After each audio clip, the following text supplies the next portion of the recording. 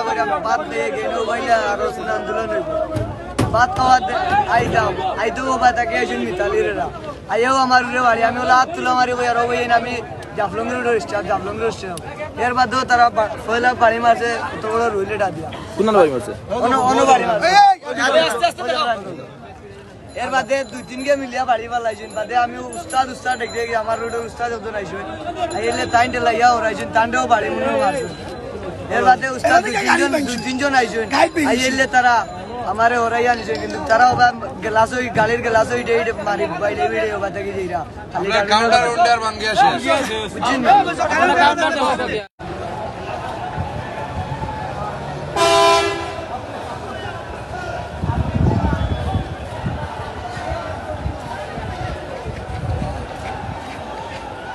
এই মুহূর্তে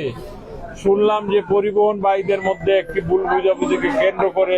একটু উত্তপ্ত অবস্থা হয়েছে, কিছু পরিবহন ক্ষতিগ্রস্ত হয়েছে এবং আমার বাম পাশে দক্ষিণের উপপুলিশ কমিশনারও আছেন, আমার সাথে এসেছেন বিএনপির মহানগরের সেক্রেটারি এমদাদ চৌধুরী, আরো জামাতে ইসলামের নেতা মৌলানা লুকমান আহমদ এবং পরিবহন নেতা নাজিমুদ্দিন লস্কর, মাহবুবুল হক চৌধুরী, কুইনুর আহমদ সহ অনেকেই আমরা এখানে এসেছি এই সংবাদ শোনার পরে। তো এইটা অনাকাঙ্ক্ষিত ঘটনা আমাদের জন্য। আমরা এই দেশকে শান্তিতে বাসযোগ্য করে তোলার কাজ করছি। আমি সিলেট সিটির প্রশাসক হিসাবে রাত দিন 24 ঘন্টা আমাদের দলের প্রধান সরকারের মাননীয় প্রধানমন্ত্রীর নির্দেশে বিভিন্ন জায়গায় ছুটে বেড়াচ্ছি। এইখানে যদি দক্ষিণ সুরমা কেন্দ্রীয় বাস টার্মিনালে এই ধরনের ঘটনার সংবাদ আছে, এটা আমাদের জন্য খুবই বেদনাদায়ক।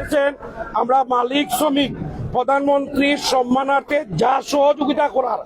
একান্তভাবে সহযোগিতা করে ওনাকে দিতাম এবং 2 তারিখ বাদে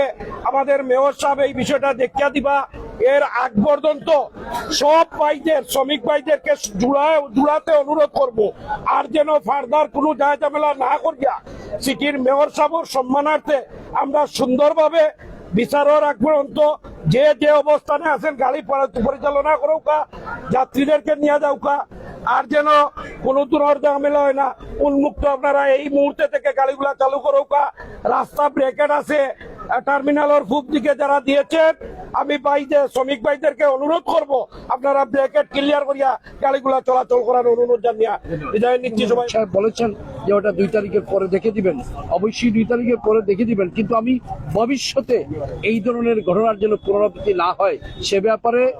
মালিক সমিতি এবং শ্রমিক, পাশাপাশি এই মালিক সমিতি শ্রমিকদের যে সংগঠনগুলো আছে সেই সংগঠনগুলো যেন প্রতি 3 মাস অন্তর মালিক এবং শ্রমিকদের নিয়ে বসে যেন একটি নিজেদের মধ্যে একটি সৌহার্দ্যপূর্ণ পরিবেশ এবং একটি শৃঙ্খলার মধ্যে যাতে শ্রমিকরা চলে, মালিকরা চলে।